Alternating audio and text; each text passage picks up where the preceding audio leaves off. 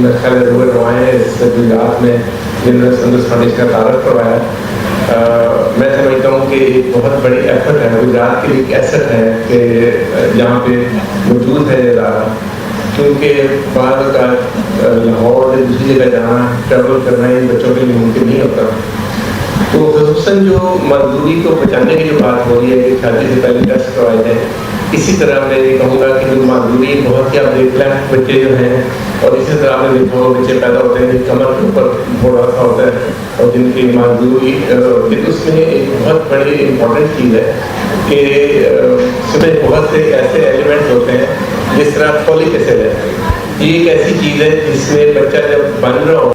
वहाँ पे डिस्टर्बेंस आ जाती है फॉलिक एसिड की कमी से। तो ये बहुत सस्ती सी गोली मामूली सी चीज़ है। तो मैं ये कहूँगा कि जब भी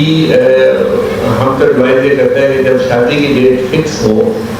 तो जो घर को जो बच्ची है उसको फॉलिक एसिड टैबलेट खानी शुरू कर देनी चाहिए,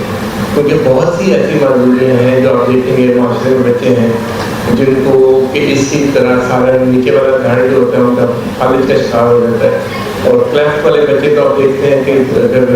मतलब उसको टाइमली अगर पेरेंट्स जो हैं जब खसूसी मैं कहूँगा कि जो बच्ची है जब उसकी शादी की डेट फिक्स होती है तो उस दिन से